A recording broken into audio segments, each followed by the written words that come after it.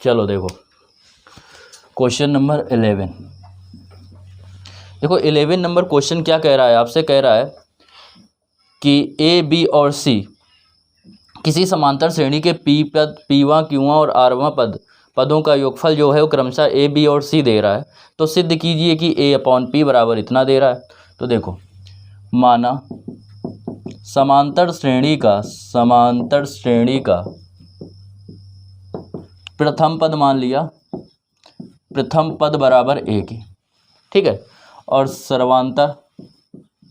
सर्वांतर मान लिया कितने के, डी के। कह रहा है पीवां पद टीपी दे रहा है, पी पदों का योगफल कह रहा है एसपी। पी पदों का योगफल आपसे कितना कह रहा है ए है। तो पी पदों का योगफल मतलब पी अपॉन 2 कोष्टक में 2a plus P minus 1 into D, यही तो होगा, इक्वल ए के। इसको उस तरफ ले जाओ तो 2a plus P minus 1 into D बराबर 2a अपॉन पी। यहाँ तक बात समझ में आई। समीकरण फर्स्ट, ऐसे क्यू पदों का योगफल दे रहा है एस क्यू बराबर ए बी। तो देखो पूरा यही होगा, यहाँ पे क्यू अपॉन 2 होगा तो इससे सॉल्व करेंगे इसी प्रकार। तो यहाँ पे आएगा 2a प्लस यहाँ आएगा क्यू माइनस 1 इंटू डी, बस यहाँ 2a की जगह क्या हो जाएगा 2b हो जाएगा। पी पदों का योगफल था तो नीचे p था, क्यू पदों का योगफल होगा तो नीचे क्या आ जाएगा q आ जाएगा। समीकरण सेकंड हो गया। फिर निकालेंगे क्या, r पदों का योगफल दे रहा है c के, तो बस इसी तरीके लगाएंगे 2a plus r minus 1 into D बराबर यहाँ पे क्या हो जाएगा 2c। यहाँ q था, q पद थे तो यहाँ q आया, यहाँ r पद है तो यहाँ क्या आएगा r आ जाएगा। समीकरण 3। अब देखो देखेंगे सिद्ध क्या करना है। तो सिद्ध आपको करना है q माइनस आर, पहले के साथ गुणा है, दूसरे के साथ r माइनस पी है और तीसरे के साथ p माइनस ए है। तो पहले वाले समीकरण में गुणा कर दो p q माइनस आर का, दूसरे वाले में गुणा कर दो r माइनस पी का। तो क्या करेंगे, समीकरण 1, 2 व 3 में क्रमशः क्या करेंगे, ए बी तथा सी में क्रमशः किससे गुणा कर देंगे q minus R comma r minus P तथा p माइनस क्यू से गुणा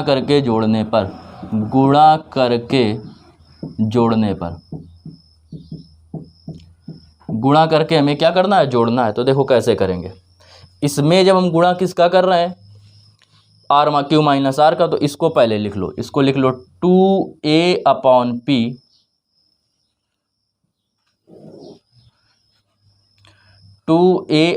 पी इसमें गुणा किसका किया q माइनस आर का, इसके पहले RHS जोड़ रहे हैं, ठीक है। ये 2b अपॉन क्यू इसमें किसका गुणा कर रहे हैं r माइनस पी का, तो r माइनस पी का गुणा कर दो। आ रही है ना बात समझ में।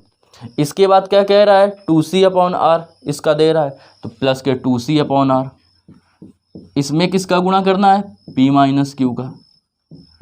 और सेम कंडीशन किस तरफ होगी, इस तरफ होगी LHS में। तो LHS पहला ये दे रहा था, इसमें गुणा करेंगे कितने का क्यू माइनस आर का। तो 2a में जब क्यू माइनस आर का गुणा करेंगे तो 2a क्यू माइनस आर, और इसमें गुणा करेंगे तो आएगा प्लस के q माइनस आर और p माइनस 1 इंटू डी। यहाँ तक बात क्लियर हुई।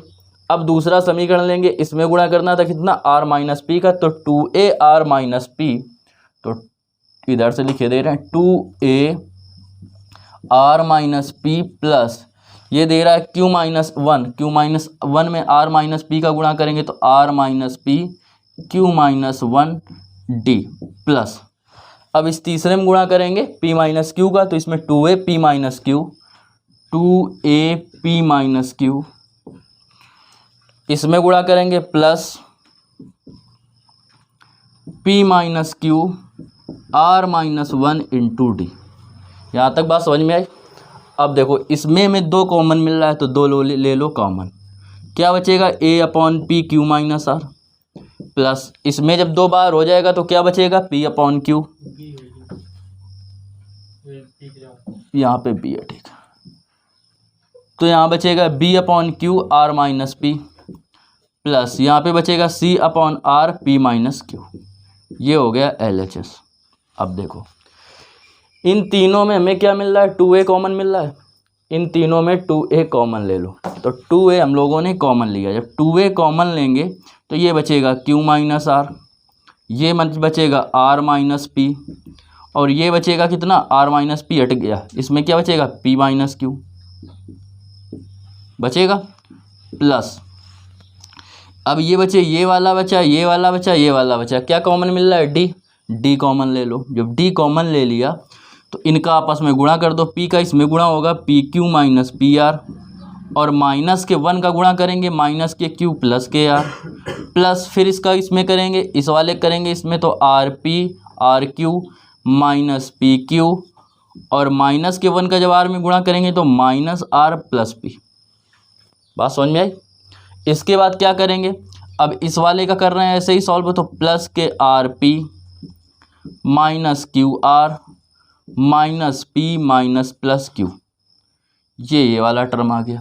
इसमें देखो p से p कट रहा है, q से q कट रहा है, r से r कट रहा है। जब सब कट गए तो क्या बचेगा, 0, और 0 का जब 2a में गुणा होगा तो कितना आएगा, 0 आएगा। इसके बाद देखो ये तो हो गया 0। इसके बाद जब हम इसमें देखेंगे पी क्यू ये दे रहा है प्लस का, पी क्यू दे रहा है माइनस का, आर क्यू दे रहा है आपको प्लस का, आर क्यू या क्यू आर दे रहा है माइनस का, आर पी दे रहा है प्लस का, आर पी या पी आर दे रहा है माइनस का, P minus P plus, R minus R plus, Q minus Q plus, सब कट गए। ये भी हो गया 0, ये भी 0, 0 को 0 में जोड़ेंगे क्या आएगा, 0 आएगा। अब उस तरफ आ गया 0, ये आ गया 2a upon P Q minus R plus b upon Q R minus P plus c upon R p minus Q, और इक्वल में दे रहा है 0। क्या ये 2 गुणा में है तो उस तरफ जाएगा तो भाग में हो जाएगा, और 2 में जब किसी संख्या का भाग देते हैं तो क्या होता है, 0 हो जाता है। तो ये 2 उस तरफ जाके 0 हो जाएगा। ये बचेगा a upon P Q minus R plus b upon Q R minus P, और plus c upon R P minus Q, और इक्वल में दे रहा है 0, और यही हमें सिद्ध करना था। यही हमारा आंसर आ गया। ये इस प्रकार आंसर आ गया जो हमें सिद्ध करना था। ठीक है, बात समझ में आई कि नहीं आई, क्लियर। देखो 13 नंबर क्वेश्चन क्या कह रहा है, एमवा पद जो है वो दे रहा है आपको, एनवा पद टी एन इक्वल जो है वो आपसे कह रहा है एम पदों का योगफल है। 13 नंबर में कह रहा है एन पदों का योगफल, एन पदों का जो योगफल दे रहा है एस एन इक्वल, वो आपको दे रहा है 3n स्क्वायर प्लस 5n। अब देखो nवें पद का फार्मूला बताया था tn बराबर sn माइनस sn माइनस 1, बता चुके हैं। तो बस अब tsn माइनस 1 पहले निकालो। तो जब sn माइनस 1 निकालेंगे तो n की जगह क्या लिख देंगे, n माइनस 1 रख देंगे। ठीक है, n माइनस 1 रख दिया तो sn माइनस 1 इक्वल 3, इसका स्क्वायर खोलेंगे n square plus 1 minus 2n plus 5n minus 5। ठीक है, तो sn माइनस 1 इक्वल 3 के अंदर गुणा करेंगे 3n square plus 3 minus 6n plus 5n minus 5। समझ में आया यहाँ तक। फिर इसके बाद sn minus 1 equal 3n square, 6 में 5 जाएंगे बचेगा n, 5 में 3 जाएंगे बचेगा 2। अब हमें चाहिए एनवा पर tn बराबर होता है sn minus sn minus 1। sn आपको दे रहा था 3n स्क्वायर प्लस 5n, और sn माइनस 1 आया इतना, माइनस जब पहले लगा है तो चिन्ह बदल जाएंगे, तो ये बदल जाएगा माइनस के 3n स्क्वायर प्लस के n प्लस के 2। 3n स्क्वायर से 3n स्क्वायर कट गया, 5n में एक n जोड़ेंगे कितना हो जाएगा 6n प्लस 2। ये आ गया एनवा पद। अब देखो एमवा पद जो है आपको वो दे रहा है 164 के, एमवा पद जो दे रहा है वो दे रहा है 164 के। m की जगह कितना रखना है, n की जगह इसमें रख दो m, जब एमवा पद कह रहा है तो यहाँ पे m रखेंगे। तो यहाँ पे जब tm निकालेंगे तो 6m प्लस 2 हो जाएगा, 6m प्लस 2 इक्वल 164। तो 6m बराबर 164 माइनस 2, तो 6m बराबर होगा 164 में 2 कम हो जाएंगे, कितना बचेगा 162। 6 से काट दो इसको, 6 से जब काटेंगे 6 दूनी 12 और 7 छंग 42, m का मान जो है वो 27 आ जाएगा। ठीक है, समझ में आया। देखो क्वेश्चन नंबर 14 नंबर क्वेश्चन क्या कह रहा है, 5 और 26 के बीच 5 संख्याएं डाली हैं ताकि प्राप्त अनुक्रम समांतर श्रेणी में बन जाए। तो माना 5 और 26 के बीच 5 संख्याएं मान ली हमने, कितनी, A1, A2, A3, A4 और A5 है, ये हमने मान लिया। ठीक है, तो हमारी श्रेणी जो बनेगी वो श्रेणी क्या बनेगी, श्रेणी का पहला पद यही रहेगा, इसके और इसके बीच डाला गया है 5 और 26 के बीच, तो पहला पद 5, दूसरा क्या आएगा A1, तीसरा आएगा A2, फिर A3, A4, A5 और लास्ट में क्या आएगा 26। अब इसका प्रथम पद क्या है, श्रेणी का प्रथम पद जो आपको दे रहा है वो कितना दे रहा है 5, अंतिम पद कितना दे रहा है, पदों की संख्या कितनी है, पदों की संख्या या n बराबर, तो 5 ये अंदर डाले गए, 2 ये हो गए, कितने हो गए 7 पद हो गए। इसके बाद क्या करेंगे, लास्ट टर्म अंतिम पद कितना दे रहा है,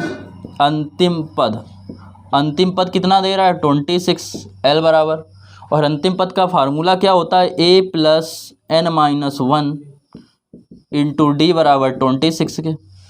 A की वैल्यू रखेंगे, दे रहा है 5, n की वैल्यू दे रहा है 7 और d हमें पता करना है 26।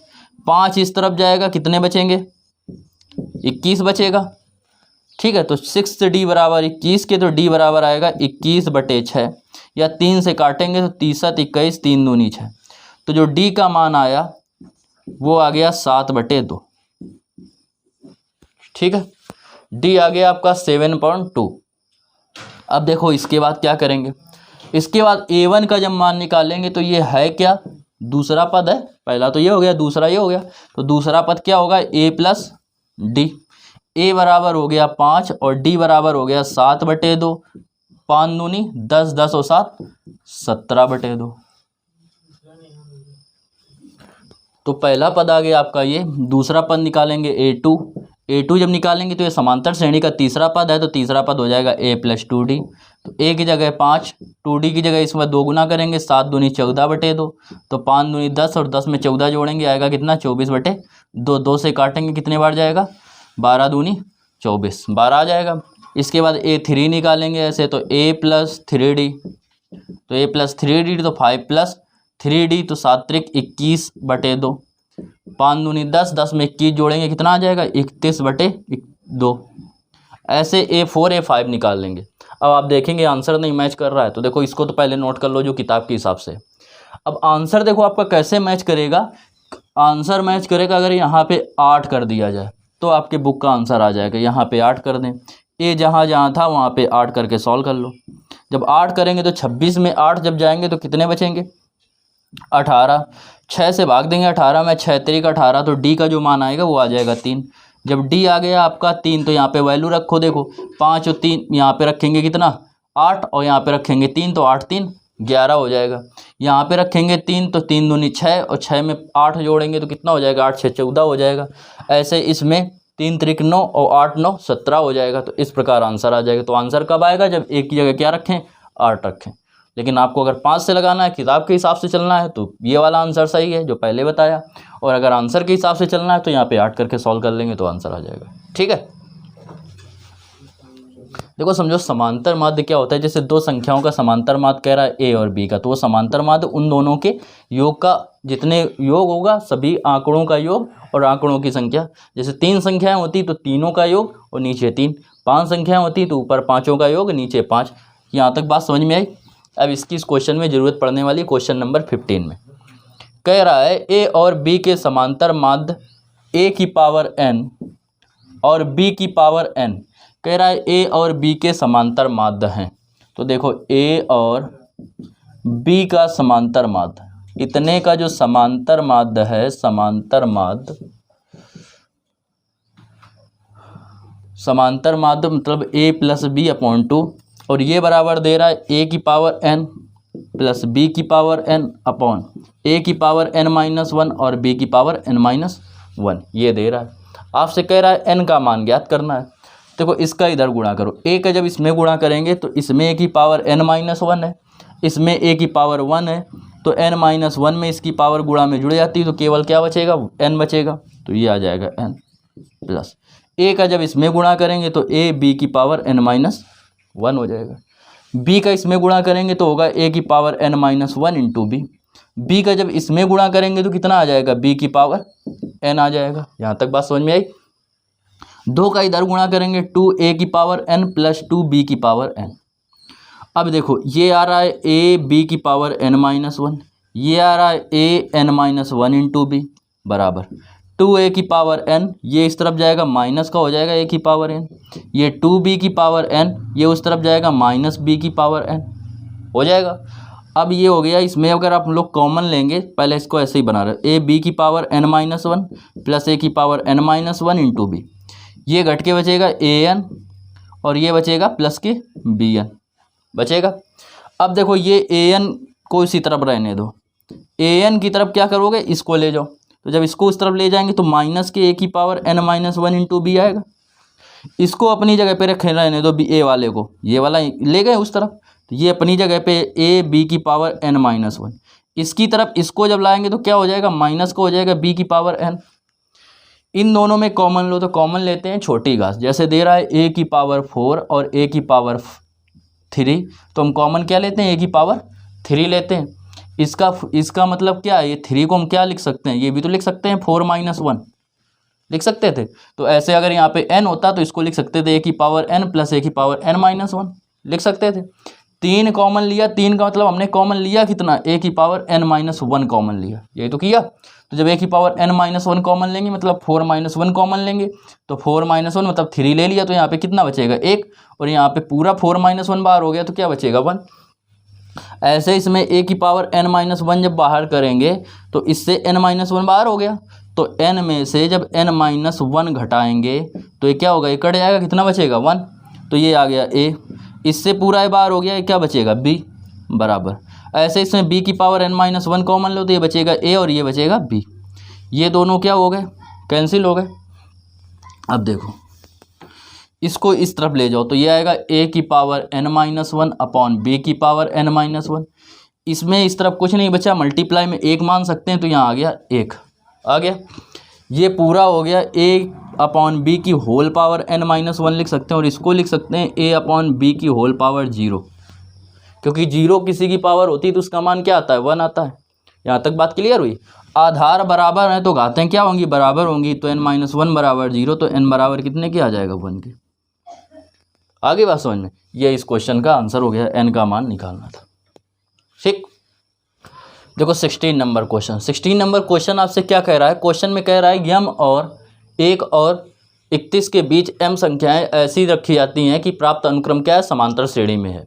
ठीक है, और कह रहा है कि m माइनस 7वीं और m माइनस 1वीं संख्याओं का अनुपात 5:9 है, m का मान ज्ञात कीजिए। तो हमने क्या किया, मान लिया 1 और 31 के बीच जो m संख्याएं वो क्रमशः इस प्रकार हैं, a1 a2 a3 dot dot am, पूरे m हो जाएंगी। तो श्रेणी जो हमारी बनेगी वो क्या बनेगी, श्रेणी जो बनेगी वो बनेगी 1 से चालू होगी, 1 के बाद ये रखेंगे a1 a2 फिर a3 comma dot dot dot am बचेगी, और लास्ट में क्या आएगा 31। ठीक, अब देखो इसका प्रथम पद कितना हो गया, प्रथम पद जो है वो आपका कितना है, a बराबर 1 के। पदों की संख्या कितनी हो गई, कुल पद कितने हो गए, कुल पद n बराबर, तो m तो बीच में रखें और 1 और 1 ये 2 और हो गए, तो m प्लस कितना हो जाएगा 2, तो ये हो गया m प्लस 2। बात समझ में आई। अब इसके बाद जब ये m प्लस 2 हो गया तो अब लास्ट पद क्या दे रहा है, अंतिम पद, अंतिम पद, अंतिम पद मतलब m प्लस 2वां पद, वो कितना दे रहा है 31 की। nवां पद होता है a plus n minus 1 into D, तो n की जगह कितना दे रहा है m plus 2 minus 1 into D बराबर कितने के 31 के। d आपको पता नहीं, a की वैल्यू रखेंगे 1, ये आएगा m प्लस 1 इंटू डी बराबर 31। 1 इस तरफ जाएगा घट जाएगा, कितना बचेगा 1 इस तरफ घट जाएगा तो बचेगा 30, तो d का जो मान आएगा वो आएगा 30 बटे m प्लस 1। यहाँ तक बात समझ में आई। अब देखो क्या कह रहा है सवाल में, कह रहा है T7 सातवें पद और mवें पद का जो अनुपात है वो 5:9 है। ये कह रहा है आपसे क्वेश्चन में। देखो अब इसके बाद कह रहा है सातवीं संख्या, तो सातवीं संख्या क्या हो जाएगी A+7D। सातवीं संख्या इसके बीच वाली है, इसको छोड़ के, तो सातवीं मतलब रियलिटी में क्या बनेगी, अगर इसको एक को ले लें तो आठवीं बनेगी, तो 8 - 1 होगा, तो मतलब ये हो जाएगा D। और इसमें कह रहा था m-1वीं, तो m+m-1 इंटू डी बराबर 5/9। ए की वैल्यू रखेंगे तो ए की वैल्यू दे रहा है आपको क्वेश्चन में कितनी, 1, तो यहाँ होगा 1+7D upon 1+m-1 into D बराबर 5/9। 9 का गुणा करेंगे, 9 एकम 9, 9 × 63D। 5 का गुणा करेंगे, 5 + 5m में करेंगे तो आएगा 5m - 5 इंटू डी हो जाएगा।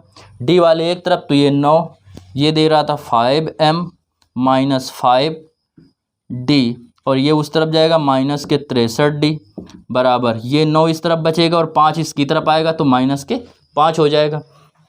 इन दोनों में d कॉमन मिल रहा है, जब d कॉमन मिल रहा है तो बचेगा 5m - 5 - 63 इक्वल क्या बचेगा 4। 5m और ये 6 और कितने हो जाएंगे 68, 68, तो 5m - 68 इंटू डी की वैल्यू रखेंगे तो डी की वैल्यू कितनी थी 30 अपॉन m+1 इक्वल 4। 2 से डिवाइड करेंगे 2 बार जाएगा, ये 15 बार जाएगा। 15 का गुणा करेंगे इसमें, जब 15 के इसमें गुणा करेंगे 15 पना कितना आएगा 75m, और ये आएगा 15 का गुणा करेंगे इसमें तो 15 × 8 = 120, 15 × 6 = 90, 90 में 12 जोड़ेंगे कितने हो जाएंगे 102 इक्वल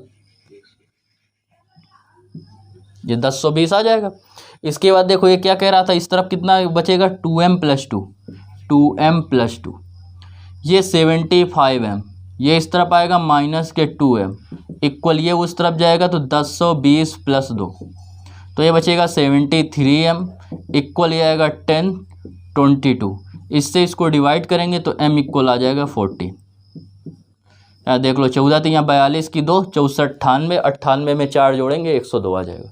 तो आपका ये आ गया m इक्वल 14 आंसर, इस क्वेश्चन का यही आंसर है।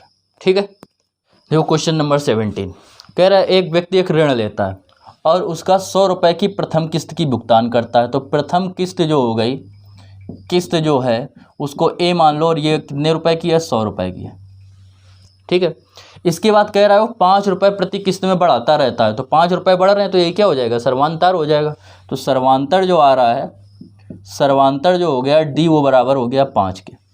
अब कह रहा है 30वीं किस्त बताइए कितनी है।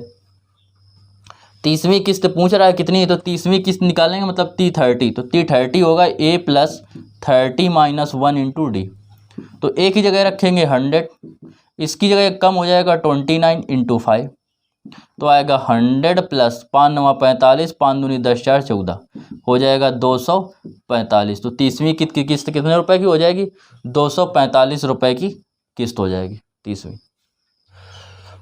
देखो क्वेश्चन नंबर 18 कह रहा है एक बहुभुज के 2 क्रमिक कोणों का अंतर मतलब यही हो जाएगा आपका सर्वांतर।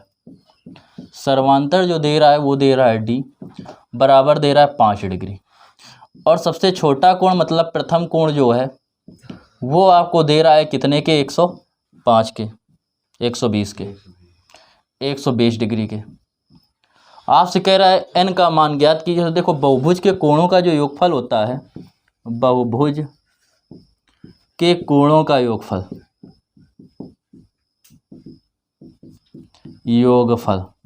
बराबर होता है 180 n - 360। देखो चाहे 3 भुजाओं के लिए 180 अंश कोण होता है, 3 यहाँ पे रखो कितने हो जाएगा 18 × 54, 54 में 360 जाएंगे 180 बचेगा। ठीक है, बात समझ में आई। और बहुभुज के अंतर कोणों का योगफल हो जाएगा n/2 कोष्टक में 2a + n - 1 into D equal दे रहा है 180 n - 360 के। बस इसको सॉल्व कर लो तो n/2 वैल्यू रखेंगे 2 इंटू ए की रखेंगे 120 प्लस n - 1 इंटू डी की जगह रखेंगे 5 बराबर 180 n - 360।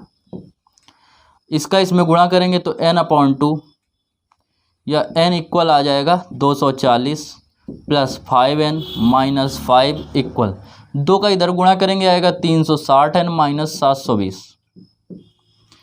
n का इसमें गुणा करेंगे तो 240 में 5 जाएंगे, बचेगा 235n प्लस 5n स्क्वायर, ये इस तरफ आ जाएगा माइनस के 360n और प्लस के 720 इक्वल 0। ये 5n स्क्वायर माइनस 360 में 235 घटाएंगे तो 10 में 5 जाएंगे, बचेंगे 5, यहाँ बचेगा 5, 5 में 3 जाएंगे, कितने बचेंगे 2, 125n आ जाएगा। ठीक है, प्लस ये कितना दे रहा है 720 इक्वल 0। 5 से डिवाइड कर दो, 5 से इसको डिवाइड करेंगे n स्क्वायर, 5 से इसको डिवाइड करेंगे 25n, 5 से इसको डिवाइड करेंगे 5 एकम 5, 5 चौको 20 और 5 चौको 20, 144 आ जाएगा। ठीक है, अब ये आ गया। अब इसके फैक्टर ऐसे करो कि 25 आ जाए। आपको 144 के फैक्टर करने और लाना है 25। 2 से डिवाइड करेंगे 2 सत्ते 14, 72 आ जाएगा। 2 से डिवाइड करेंगे 36 आएगा। 2 से डिवाइड करेंगे 18 आएगा। फिर 2 से डिवाइड करेंगे 9 आएगा। 2 दूनी 4 दूनी 8 दूनी 16 और 16 9 कितने हो गए 25। अब इसको करेंगे n square minus 16n minus 25n plus 144 equal 0। अब इसमें हम लोग कॉमन लेंगे तो n कॉमन मिलेगा। जब n कॉमन ले रहे हैं तो बच रहा है कितना, यहाँ पे 9 है, 16 9 25। जब इसमें n कॉमन लेंगे तो बचेगा n माइनस 16 प्लस माइनस, इसमें माइनस के 9 कॉमन लेंगे। जब माइनस के 9 कॉमन लेंगे तो ये बचेगा n minus 16 equal 0। n minus 16 हो गया, होल कॉमन बचेगा n माइनस 9 इक्वल क्या आ जाएगा 0 के। ठीक है, तो आप इसको 0 लेंगे। यदि n माइनस 16 इक्वल 0 तो n इक्वल हो जाएगा 16 के। तो यदि n माइनस 9 इक्वल 0 तो n इक्वल हो जाएगा 9 के। ये इस क्वेश्चन के आंसर हो जाएगा। दोनों आ रहे हैं आंसर में।